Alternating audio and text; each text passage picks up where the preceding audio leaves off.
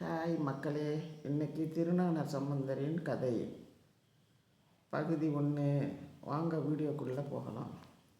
திருஞான சம்பந்தர் தமிழ் சைவ சமயத்தின் மிக புகழ்பெற்ற நாயன்மார்களில் ஒருவர். சிறுவயதிலேயே சிவபெருமானின் அருளை பெற்ற அவர் தேவார பாடல்கள் மூலம் சைவத்தை பரப்பினார்.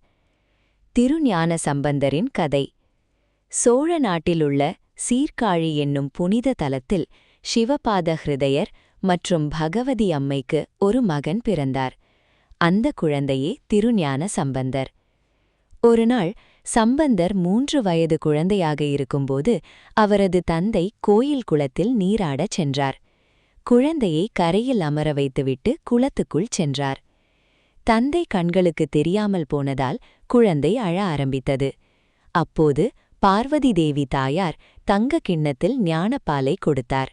அருகில் சிவபெருமான் அருளுடன் காட்சி தந்தார். தந்தை வெளியே வந்து யார் பால் கொடுத்தது என்று கேட்டார். அதற்கு அந்த சிறுவன் வானத்தைச் சுட்டிக்காட்டி தனது முதல் தேவார பாடலை பாடினான். தோடுடைய செவியன் விடையேறி ஓர் தூவெண் மதி சூடி. இந்த பாடலே திருஞான சம்பந்தரின் முதல் தேவாரம் என்று போற்றப்படுகிறது. அதன் பிறகு சிறுவயதிலேயே பல சிவாலயங்களுக்கு சென்று தேவார பாடல்கள் பாடினார். அவர் பாடிய இடங்களில் பல அதிசயங்கள் நிகழ்ந்ததாக கூறப்படுகிறது. நோயாளிகள் குணமடைந்தனர். பக்தர்களின் துன்பங்கள் நீங்கின. அவர் திருநாவுக்கரசருடன் பல தலங்களுக்கு யாத்திரை சென்றார். இருவரும் சேர்ந்து சைவ சமயத்தை மக்களிடையே பரப்பினர்.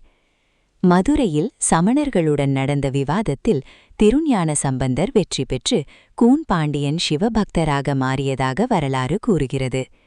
பின்னர் திருமண நாளிலேயே அவர் தனது மனைவியுடன் மற்றும் பக்தர்களுடன் சிவஜோதி ஒன்றில் கலந்தார் என்று சைவ மரபு கூறுகிறது.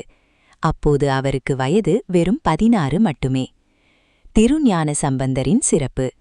தேவாரம் மூவரில் ஒருவர். குழந்தை வயதிலேயே ஞானம் பெற்றவர். தமிழில் ஆயிரக்கணக்கான தேவார பாடல்கள் பாடியவர். சைவ சமயத்தை பாதுகாத்த மகான். இன்றும் தமிழகம் முழுவதும் உள்ள சிவன் கோயில்களில் திருஞான சம்பந்தரின் தேவார பாடல்கள் ஒலித்துக் கொண்டே இருக்கின்றன. இந்த வீடியோ உங்களுக்கு பிடித்திருந்தால் சப்ஸ்கிரைப் பண்ணுங்க, லைக் பண்ணுங்க. திருஞான சம்பந்தத்தை கதை பற்றி கமெண்ட் பண்ணுங்க. பாய் மக்களே, நன்றி.